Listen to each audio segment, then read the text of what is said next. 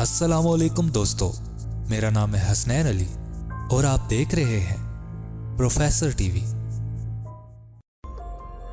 मलका बरतानिया queen Elizabeth II 96 साल की उम्र में इस दुनिया से रुखसत हो चुकी हैं।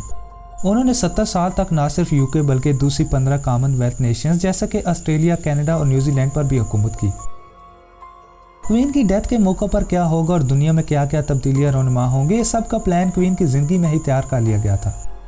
मसलन अगर मलका की मौत लंदन में होती तो इस ऑपरेशन को ऑपरेशन लंदन ब्रिज का नाम दिया जाता, जिसमें मलका की मौत की खबर सबसे पहले लंदन के वज़ीर-ए-आज़म को दी जाती, जो इसके बाद दूसरी कॉमनवेल्थ नेशंस को बज़रिए टेलीफोन क्वीन की मौत की खबर देती।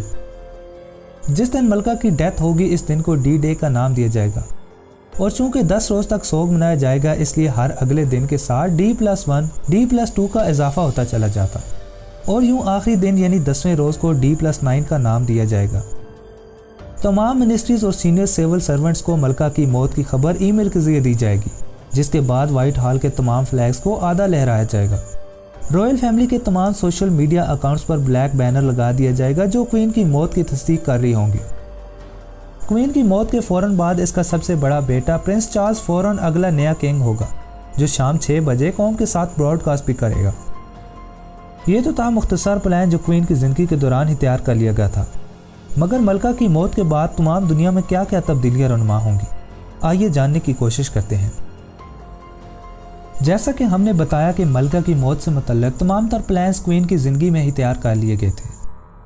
जैसा कि अगर मलका लंदन में फौत होती तो इस ऑपरेशन को ऑपरेशन लंदन ब्रिज का नाम दिया जाता, लेकिन चूंकि मौत के वक्त मलका स्कॉटलैंड में थी, इसलिए इस ऑपरेशन को ऑपरेशन यूनिकॉर्न का नाम दिया गया है, जिसमें होने वाले तमाम मामलात को पहले ही से तैयार कर लिया गया था, जिसमें सबसे पहले मलका की बॉडी को लंदन में शिफ्ट करना है।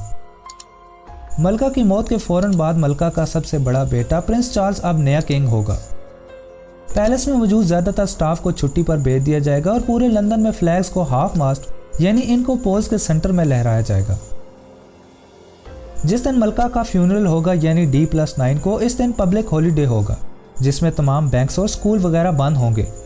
इस दिन लंदन स्टॉक एक्सचेंज भी मुकम्मल बंद होगा, जिसमें इसको ठीक ठाक लॉस भी होगा। 2011 में प्रिंस विलियम की शादी के मौका पर भी नेशनल हॉलीडे था, जिसमें लंदन स्टॉक एक्सचेंज को तकरीबन 6 अरब पाउंड्स का नुकसान हुआ था। क्वीन की डेथ के बाद तमाम कॉमनवेल्थ नेशंस के अंदर भी काफ़ी तब्दीलियां होंगी, जिसमें इनकी करेंसी पर मौजूद मलका की तस्वीर को ख़त्म कर दिया जाएगा और अब नए करेंसी नोटों पर नए किंग प्रिंस चार्ल्स की तस्वीर प्रिंट की जाएगी। मगर इसमें परेशानी की कोई बात नहीं, क्योंकि पुराने नोट भी इसी तरह चलेंगे। बरतानिया का नेशनल एंथम भी तब्दीलियों से दो चार होगा, जिसमें गॉड सेव द क्वीन को ख़त्म करके गॉड सेव द किंग का इजाफा किया जाएगा।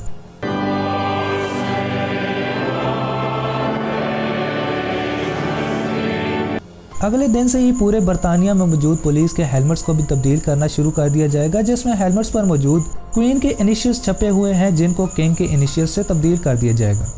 ब्रिटिश पासपोर्ट जिस पर क्वीन का ताज छपा हुआ है, इसको भी तब्दील करके प्रिंस चार्ल्स का ताज प्रिंट किया जाएगा। इसके साथ साथ मेल बॉक्सेस पर मौजूद निशानात को भी तब्दील किया जाएगा।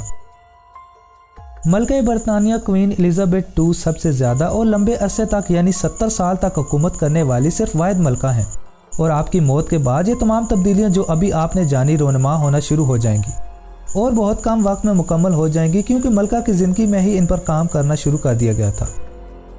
उम्मीद है हमारी आज की वीडियो से आपको बहुत कुछ जानने को मिला होगा। अगर हाँ तो हमारी इस वीडियो को लाइक कीजिए। मुस्तकबिल में इंफॉर्मेटिव वीडियोस देखने के लिए हमारे चैनल को सब्सक्राइब करके ऑल नोटिफिकेशन के बटन को दबा दें, ताकि हर नई आने वाली वीडियो आप तक सबसे पहले पहुँच सके। मिलते हैं अगली एक ऐसी ही मालूमाती वीडियो में, तब तक के लिए अल्लाह ने के बाद।